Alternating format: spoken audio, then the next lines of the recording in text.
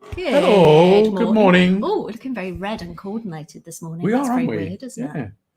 I better do this fiddling about stuff over here that I have to do. Fiddle with your technology. Fiddle with your technology.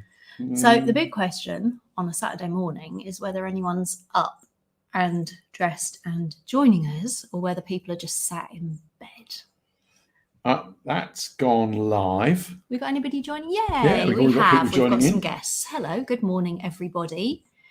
Hope your Saturday has started okay.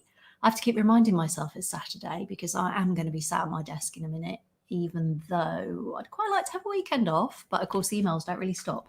No, just carrying on and on, aren't they? No, I went to the supermarket yesterday and received a lot of emails while I was in there, which was quite annoying. Honestly, it never stops. I wanted to buy some fruit, not answer email. But hey. I'm nearly there. I'm just making sure that Harker's watching because... oh, yes, because he came for Magic the other day, didn't he? Oh, you're giving the game away. So, today's show... No, all our shows are Magic. I know, they're all Magic, but our surprise guest today, which I went looking for, thanks for everybody who suggested people, and that could come on and maybe do something a bit different, and everybody eventually suggested the rather brilliant, drum roll, Adam Smith. Morning, Adam. Hello. Morning. How are you? You all right? Yes, not too bad, thank you. Sitting here in a warm lounge. Yeah. So yeah. You're not popped out, run around town or anything? Oh, wouldn't it be nice? But we are doing it for the right reason. So yeah. Yeah. So, Adam, you Yes. are a professional magician. I am indeed. For my sins, I'm a professional magician. Yes, indeed. So, as somebody who doesn't really know professional magicians apart from on the telly, I'm really intrigued as to how somebody decides to be and then becomes a professional magician. So if you wouldn't mind sharing your story. Yeah, definitely. Well, originally I went to university and got a degree. I did my degree in engineering, which was fun. Worked as an engineer for 9 years and then gave it all up 17 years ago to become a professional magician. Now, the reason why I remember when it was is because it was when my son was due and he's 17. And I was working in London, leaving at 5 in the morning, not getting into 8 o'clock at night. And I thought, I'm never going to see him. And that weekend I was at a party and a guy did a trick on me. And I looked at him and was like, what? What? Do that again? And he did this thing on me. And I thought, that's it. I want to do that. And I said, that is it. I'm going to learn that. I literally, over the next 1.5 to 2 years, I whittled my contract work as an engineer down to 3 times a week, 2 times a week, 1 day a week. And then I completely gave it up, and I've been doing it now full time for nearly 16, 17 years. So, yeah. But, okay, so I'm really interested by that. So you were really inspired by a guy you saw, but you didn't know whether you'd be good at it. You just decided this was something you were going to do. Honestly, first time I picked up a pack of cards, like I say, about 17 years ago, I didn't even know which way to hold the cards, how to shuffle.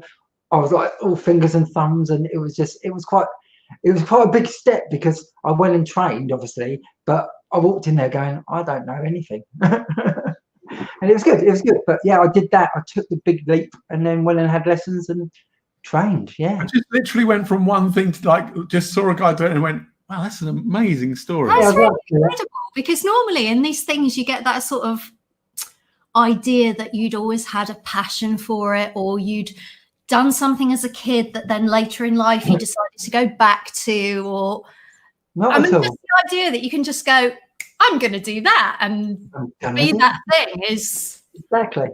Is it too late for me to become a magician? Yes. No, it's never too late. I've got people. I think privately, and I've got one guy of 92 on my books who's learning magic. Really? With grandkids. So right. Wow. Oh, super cool. So 8 years old all the way up. So lots of people have different motivations for wanting to learn magic. Yeah, some just want to do it to be able to show their friends and family or get free drinks in the pub, and some want to do it for their grandkids. So yeah, it's good fun. But you teach as well, so you teach people to do magic. I do teach people how to do some and starts off with some basic stuff, see how they go, and then we work from there. Yeah. Because but believe it or not, we've already got people in the thread saying, lazing around in my dressing gown listening, I want to learn magic.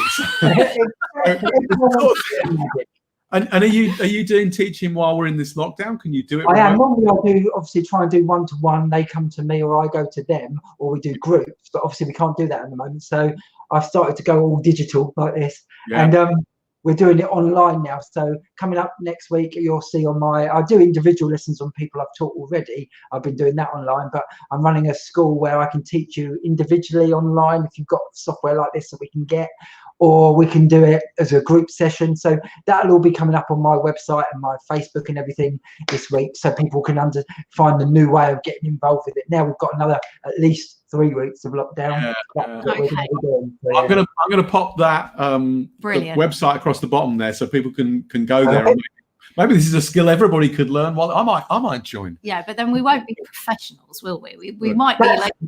But that is the thing I try and tell people. I'll teach you like a couple of little tricks that you can go away and do. Some of the things you'll see me doing today can take 6 or 7 months to do one move. Or, I mean, I know I've already done one on you today, and you were like, what? And that one single move took me months, absolutely months to do. So then I have to ask, I mean, I've heard of the Magic Circle, and presumably there are like certifications and things people have to do. You can't just go, I'm a professional magician. Presumably you have to pass some tests and things. Is that right? Yeah, well, a lot of people, I mean, a lot of professional magicians out there that aren't members of the Magic Circle. They go out and work, and they're brilliant magicians. The Magic Circle is sort of a big club that we a lot of people join. You have to be nominated by 2 people already in the Magic Circle. You have to do an exam at the Magic Circle, and you have club nights. So it's a big club. It's a prestigious club, and it's absolutely brilliant. But it's one of those things where you have to be nominated to be in that club. So it's in a secret location in London, isn't it? You'll never find it. You'll never no.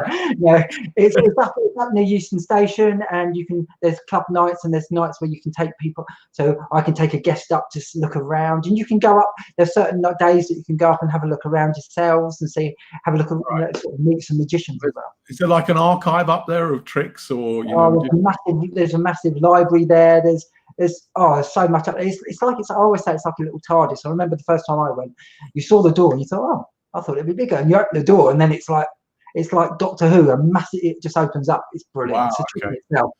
Wow, cool. Well, I think should we see some tricks? I know I've got so many questions, but yes, I think we should see some tricks, and then I will try and hold my questions back. Okay, well, we'll move the camera down so you won't see this weird face anymore. So here we go. All right. Okay, are we all right there? Yeah, that's great. Perfect. Okay. Now, so we have a deck of cards. We all know what a deck of cards looks like. It looks a little bit like this, and I will mix them up because no one ever trusts a magician unless you have a little shuffle. Okay, I'm going to spread the cards out like this, Mark. Can you just say stop for me as I go through like this? Stop. Here, yeah. I'm going to spread a few cards out roughly. There's roughly around here. We've got 3 there. Do you want 1, 2, or 3? 1. 2. Let's go 3. Number 3. Okay, we'll take that one out. That's fair enough. Nice. Yeah. I say normally you have somebody's hand to do this with. Now I'm going to show you the card. Normally I don't look at it, but obviously I'm going to see it because it's on the screen. But it doesn't really matter. Can you see that? Oh, good card. Good card. I'm pleased with that one. Okay. Yeah, gone with the red shirt. So if you all remember this, and I'm going to put it back in. Can you say stop? Stop. Okay, I'm going to thread it in there. Can you see that's gone in? Yep. And what I'll do is I'll pick these up so you can see it's there. I'll even turn it over to make sure I haven't switched it. And I'm going to put it back in the deck. What we're going to do, we're going to cut the cards. We're going to twist the cards. We're going to give them a few cuts and twists to lose the card. We'll even give it one of these shuffles that we all know about, a little shuffle. So your card is mixed away in there. Now, it's a weird way of finding a playing card. We're going to shuffle it in a weird way. We're going to put some face up, some face down, some face up, some face down, some face up, some face down, all the way through the pack. You can see they're all mixed up. So depending where we cut this deck, you'll get a front to a back to a front. You'll even get a back and a back and a front and the front. But being a magician, if you give the cards a little flick like this, did you realise you've been asleep for 10 minutes? You didn't notice that? I don't think I was. Yeah, I'm sure you were, because the deck, while you were asleep, I went back to the deck and I turned all the cards back round the right way. And I just left your ace of diamonds face up. Ah. There we go. So I will let you into a little secret. This little ace of diamonds here is a little bit magical. If you give it a rub on the table like that, it will disappear forever, and you will never ever see it. It will never come back because it's just disappeared. Now, do you have a favourite card? Well, I like the Ace of Spades. Ace of Spades. Let's have a look. Ace of Hearts. Ace of Spades. Any reason? The Motorhead song. Motorhead. Because that Ace of Diamonds you had before, if you wave the Ace of Spades, that will come back to being the Ace of Diamonds again. It's weird, but once again, you never put it near that magic hole because it will disappear and you never want it back. It's so weird, isn't it? Tremendous. Really, really weird. So now for the lovely lady, got a special one for you. You may have seen there's a little silver box here. Yeah. And it's what they call a card clip. It's got a deck of cards in it, and it's a special deck of cards. I put that there earlier, and I thought of you earlier, and I thought I know what she's going to say. So all I want you to do is think of any playing card in the deck, but not a joker. Okay. Have you got one in your head? Yep. No, looking at you, you've got the wrong one. Okay, change it once. Okay. Oh no, still the wrong one. Change it again. Yeah. Perfect. Third time lucky. Must have been the lockdown. Third time lucky. We're good. We're good. Okay, I'm going to do this really carefully. I'm going to take this deck of cards out so I can't switch in. Deck of cards. Which card are you now thinking of? The third card you're thinking of? You want me to say it? Yeah, go for it. Jack of Spades. Jack of Spades. I'm going to do this very slowly. I'm going to open this deck up. Because just before I came on air, I turned one playing card over in this pack. No way. How is that Honestly, I call it the Jack of Spades trick, and I don't know why I call it that. But every time I do it, it's always. I don't know why you pick that. It really makes no sense. Really bizarre. It's weird, isn't it? Well, you see, when we watch things on telly, I mean, I understand the Derren Brown, suggestive thing, but nothing you said to me would in any way make me choose the Jack of Spades. What were the first two What cards? do you think? Do you reckon? I chose a 2 of hearts and I can't remember what the other one was. But it was actually the third card you The thought third card I thought of was the Jack of Spades. Yeah, but you How did. did you- how There did was you do- nothing you said that How would did have you do made it, me Adam? say How that. did you do it? No, luck. It's magic. It's the first time it's worked. Yeah, I've tried that 51 times before. Exactly.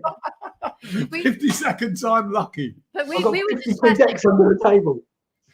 just chatting about the fact that we both enjoy magic, but we've got completely different attitudes towards it. In that Mark will really worry that he doesn't understand how it works, whereas I'm just happy to go, oh, that was clever and that was magic. Do you find that's typical of your audiences? They split in two. I have a lot of people that, 90% of people are like, oh my gosh, how are you doing that? That's amazing. But there's this 10% of people that they don't not like it, but they're literally, they don't like not knowing. Yeah, distressed by not being able to work it out. Which is just broken out in the thread. The comment thread is broken out. People say, here's a good one for you. Stu Fletcher in Northern Ireland, in Belfast, he actually did think of the Jack of Spades, so he's now really freaked out. I like you. But everybody else is saying, no, like Harkrit says he had the 6 of hearts. Stevie Smith had the Queen of Hearts. Tim Perry had the 2 of clubs. As everybody put down which card it was, so we could just prove it's just you. That Me card and Stu. It was you and Stu, and you're in Barcelona and he's in Belfast. Exactly. So that's weird, mate. It's everyone with B. So. God, how did you do it? No, he's not gonna. But you're not supposed to tell people, are you? Is that the magic circle? Well, yeah, we'd be out of Exactly. Magic Circle if you did that.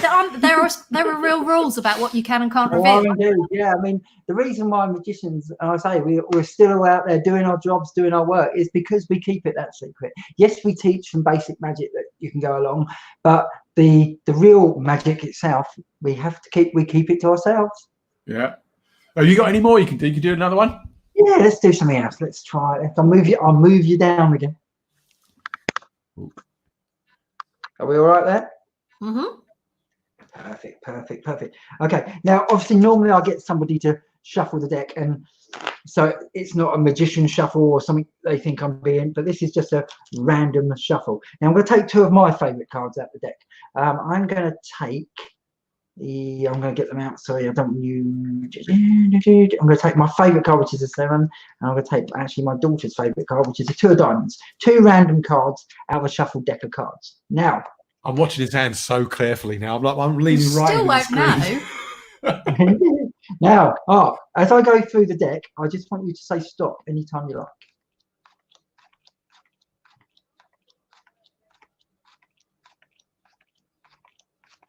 You're not going to learn anything by shuffling. Stop. Now, do you want this one or the one that I was just about to put down? I'll have the one that's on the table. This one That here, one. yeah? Yeah. Now, I want you to choose either of these cards. Do you want the 7 or the 2? I'll have the 2, please. So I'm going to put the 2 back where you stopped and put the rest of the cards on top. Does that make sense? So we know exactly where you stopped. Once again, we're going to go again. Could you say stop for the second card? Stop. Are you sure? Do you want any more, or do you want to stay there? I want to stay with the one on the table. I'm going to put that one in where you stopped me for the second time and put the deck on top. So we've got 2 cards stopped randomly in the deck, yeah? Yeah. I'm going to spread the deck out so you can see them. I'll do it nice and slowly. So there's one there and there's one there. Can you see that? Yeah. Yes. You actually stopped me right next to this card here. I'm going to push those out. And this one, you stopped me next to this card here. Yeah. I'm going to put those there. So there's 2 cards that you stopped. You can see it's a completely different mixed up deck. But the weird thing I don't understand is why you stopped me next to the other 2. And you stopped me next to the other 7 over here. It really doesn't make any sense how you did that.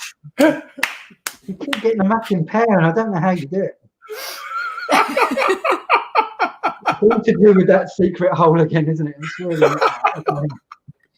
You do realise he's going to be a massive pain all day trying to work this out now, don't you, Adam? Well, that was sensational. No, I want to ask a couple more questions. Adam, bring it back to your face. I've got a couple more questions for you, because so many questions, because this is not my field. So first one is, how much is dexterity and skill, and how much is showmanship for a successful magician? I always say, I don't know if other magicians believe this, but every magician I always speak to and say this, and we all do agree, really, 80% of magic, I think, is the way you perform it. Yeah. I mean, I've got a very, if anyone's ever seen me at my stage show, my theatre show, my close-up show, or at weddings and parties, I have a laugh with people. As you can see here, I make it out that you're doing the magic. I always make it out like that. That's my persona. That's how I've always been. But the presentation is what it's about. Yes, there's a lot of dexterity. I practice, even now, doing this nearly 17 years full time, I still practice between 5 and 6 hours every single day. I have a pack of cards in my hand practicing. If I go out, not obviously at this time, but when I go out, even if I go to the shops down anywhere, I've always got a pack of cards in my pocket. It's like walking out with forgetting something, forgetting your keys. I can't walk out without a pack of cards. So it is like an OCD trait, and you have to be slightly, I say, OCD to practice, because the dedication it takes to get some of these moves down. Some of them, you know, you can get in a couple of days, but some of those moves, the one where I rub it through the table, that took me 6 months. There's a few moves that I take practicing 4 or 5 hours a day for months and months and months. I've got one move I'm practicing now, which is, I'm always learning. I'm practicing now, and I've been doing it for nearly 3 months. Still would never show it to anyone yet, because I like to get it 101 out of 100 times, if that makes sense. Yeah. Okay. That's really interesting, because that is, you know, similar to music. I mean, some musicians are brilliant musicians, but no showmanship. Yeah. Or show personship. And, you know, it does make such a difference, particularly in live. You know, you really love music and then go see someone and not enjoy their presentation because they don't connect. So this is very much about human connection, isn't it?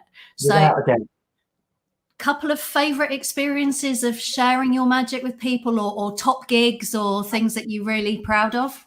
One of the things I'm proud of, and it actually came from a celebrity wedding I was at a wedding for, it was Kate Moss's wedding, and I was performing there, and there was a certain celebrity that just walked up behind me, tapped me on the shoulder. First, as soon as I got there, tapped me on the shoulder, said, "Oh, show me a trick."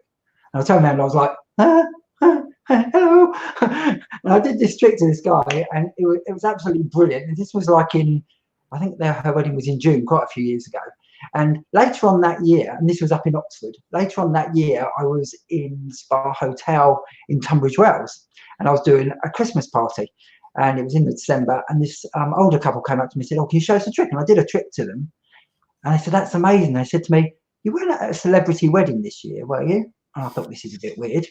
I went, yeah, funny enough, I was. She said, because we live in the south of France and we're over just for the wedding, and our neighbour was this celebrity.